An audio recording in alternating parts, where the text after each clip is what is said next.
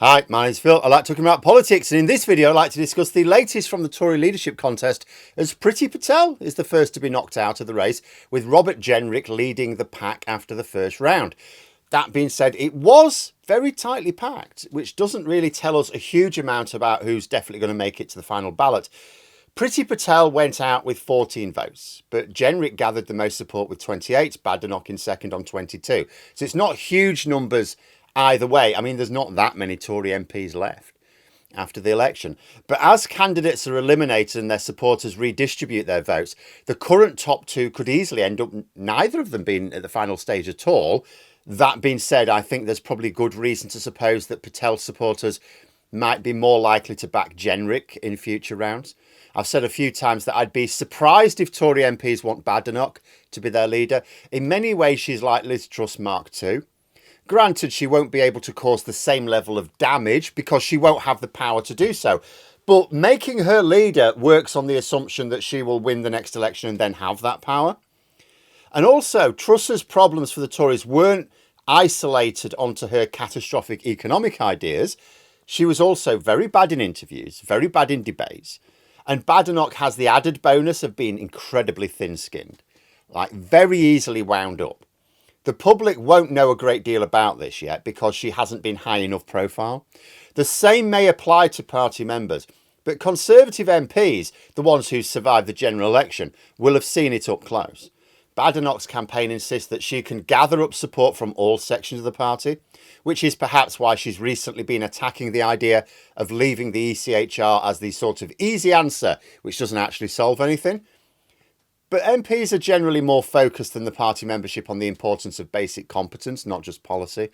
And Badenoch has been routinely turned over by her opposite numbers in Labour, just as Truss was before her.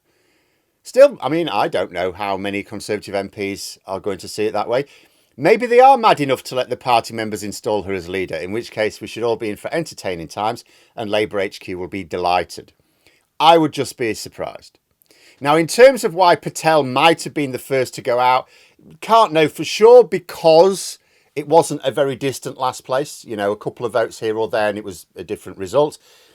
As someone with that strong association with the Boris Johnson government and who isn't at all tied to the disastrous Truss or Sunak administrations, I sort of thought she'd be a stronger possibility. However, I think over the course of the summer, there were a couple of big question marks emerged. The first was polling that showed just how deeply unpopular she is with the public, even though she's not been in government for a while. All of the candidates have negative approval ratings, don't get me wrong, but that's the case for politicians in general these days. The Tories absolutely destroyed trust in politics. It's the lowest it's been since records began.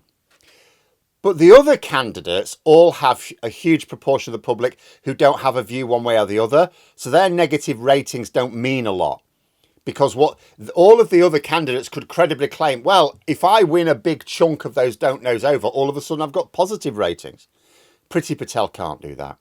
Her rating is very, very negative, and there's not that many who don't have a view one way or the other. On that basis alone, it would have been absolutely right for Conservative MPs to dump her out of the leadership contest fairly early on. But I also don't know what her campaign was even about, if I'm honest. She's been very firmly on the far right of her party for her entire political career, including in government. Yet this summer, what was she doing? She was first of all backing Black Lives Matter protesters, and rightly, but nonetheless not really in tune with the views of a lot of her party. And then she was arguing that immigration, which remember got to record numbers, had not actually been too high at all. And again, there'd be many of us that would go, yeah. But it's weird for a Tory to say that, particularly one on the far right.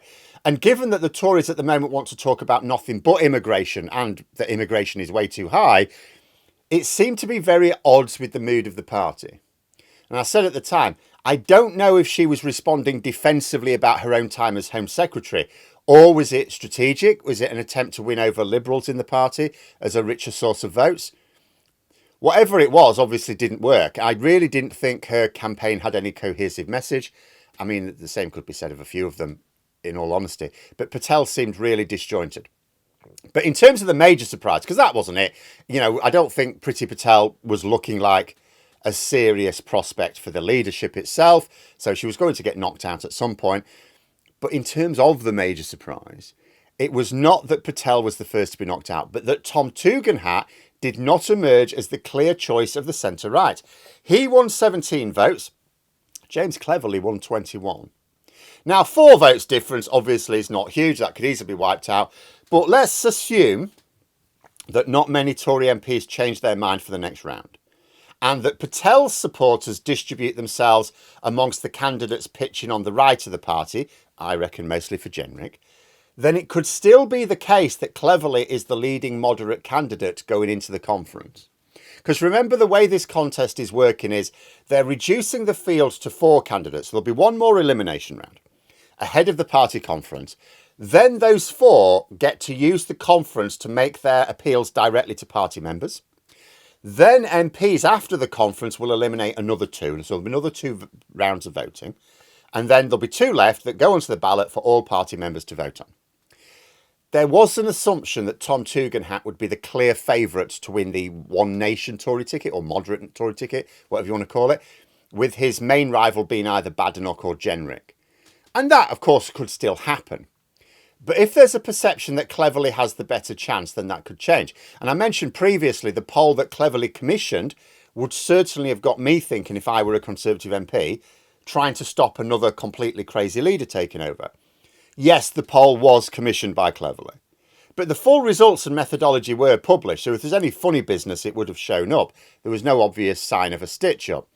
In terms of what's likely to happen in the next round, it is anyone's guess. See, you would think Mel Stride is the most likely to be knocked out. Not only did he finish in 5th place, but he just doesn't have like the gravitas within the party. No one is treating him as a serious prospect, at least not yet, if they ever do. He was given a cabinet post by Sunak, so he was given that opportunity to shine, but he didn't, either administratively or politically.